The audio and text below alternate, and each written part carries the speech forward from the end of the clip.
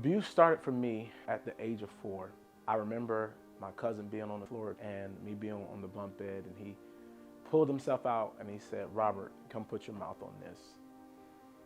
From that moment on, it just seemed like I was prone to just sexual abuse. The only thing is that time I didn't know it was abuse. I thought it was something about me that just brought this type of attention. The next time that I was exposed or experienced sexual abuse was at the age of 7. At the age of 7, we relocated to Georgia, and we were getting our haircuts by this family friend. And this family friend, he just returned home from incarceration. I didn't know, much at that age, but I remember specifically he would cut our hair in his parents' trailer where he lived. So he began to cut my hair. I remember watching porn, and that's how I was introduced to it. He was cutting my hair while watching porn at the same time. At 7 years old, I'd never seen porn before. I didn't know what it was.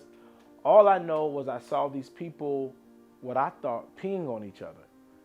And I asked him, I said, "Well, why are they peeing on each other?" He looked at me, he said, "Boy, that's not pee. That's," he said, "that's nut." And I said, "Nut? What is that?" I didn't know what it was. And to give you a glimpse of what he looked, this guy was like a country thug, like gold teeth, locks, drank 40s, Black and Miles type of guy. I didn't think much of it at 7. And he then proceeded to, we were in the room, he began to lay me on the bed, and he said, "I'm gonna pull your pants down, but you can't tell anybody, because if you tell somebody, you're gonna get in trouble." And so I promised not to tell anybody, and he began to perform oral sex. And nothing happened at 7 years old. And he said to me, "Well, yours must not have come in yet." And afterwards, he said, "Well, you do to me what I just did to you."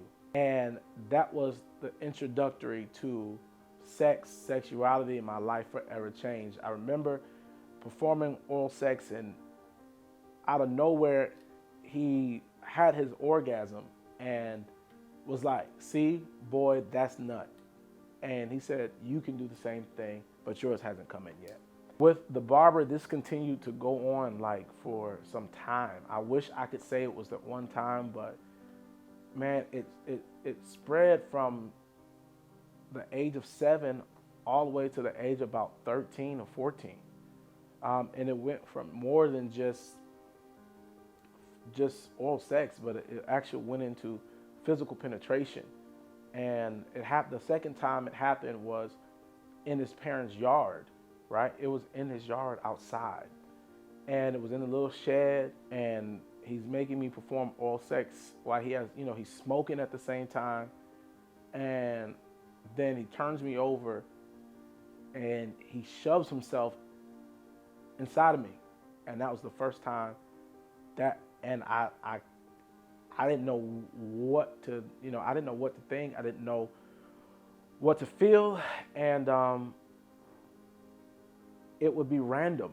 So it was that instance. And there were other instances like that where one day I'm taking out the trash at my house, and he comes walking down the street one day, and boom, and it happens again. I think as of right now, he's incarcerated. And as I got older, I realized, that he was incarcerated for childhood molestation. And I had the opportunity to call him a few years ago and ask him why me? Why me? And he said, "Because I thought you wanted it." And I'm 7 years old, and I told him, I said, "Well, you got a kid my age when you did that to me." And he said, "You know what, to be honest, in his words, I ain't gonna lie." He said, "Yo, that happened to me too." And from that moment on, it clicked in my head that hurt people hurt people. And I had two options at that point. I could continue to hold on to anger and bitterness, or I could release it not for his sake, but for my own. And he apologized, And I was shocked that he did. But because he apologized, I was able to begin my journey to wholeness.